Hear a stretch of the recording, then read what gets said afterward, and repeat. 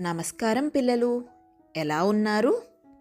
ఈరోజు మనం విక్రాంతుడు అతని యొక్క పెంపుడు కోతి అనే కథ చెప్పుకుందాం. చాలా సంవత్సరాల క్రితం మంగళాపురం అనే రాజ్యం ఉండేది. దానిని విక్రాంతుడు అనే తెలివైన రాజు పాలించేవాడు. అతనికి చీకు అనే పెంపుడు కోతి ఉండేది. సాధారణంగా కోతులు అల్లరి చేసే స్వభావం కలవి. అందులోనూ చీకు కొంచెం అవివేకమైనది. రోజు రాజు ఎక్కడికి వెళితే అక్కడికి వెళ్తూ ఉండేది. ఇలా ఉండగా ఒకరోజు మధ్యాహ్నం భోజనం చేసి రాజ్యభారంతో అలసిన వాడై రాజు తన మందిరానికి వెళ్ళి విశ్రాంతి తీసుకోసాగాడు.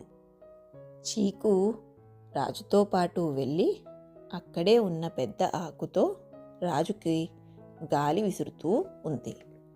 రాజు మెల్లగా నిద్రలోకి జారుకున్నాడు. ఇంతలో అటుగా ఒక ఈగ శబ్దం చేసుకుంటూ వచ్చింది. ఈగ రాజు చుట్టూ తిరుగుతూ నిద్రాభంగం కలిగిస్తుంది. ఇది చూసిన చీకు ఈగను పంపించడానికి చాలా ప్రయత్నాలు చేశాడు. ఈగ ఇంతలో రాజు యొక్క మొహం మీద వాలి నిద్రాభంగం కలిగిస్తుంది.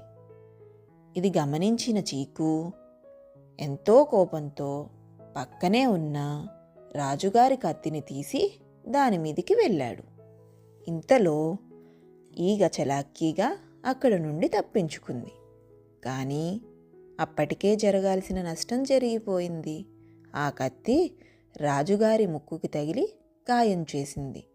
హఠాత్తున నిద్ర నుంచి లేచిన రాజు చీకు చేతిలో కత్తిని చూసి తనకైన గాయాన్ని గమనించి అక్కడ జరిగిన విషయాన్ని అర్థం చేసుకున్నాడు. చీకుని తన దగ్గర ఉంచుకోవడం ఎప్పటికైనా ప్రమాదకరం అని గ్రహించాడు. దాన్ని తన వనంలో ఉన్న మిగతా కోతుల దగ్గరికి పంపించేశాడు. పిల్లలు, దీన్ని బట్టి మీకు అర్థమైన నీతేంటి? తెలివి లేని విధేయత ప్రమాదకరం.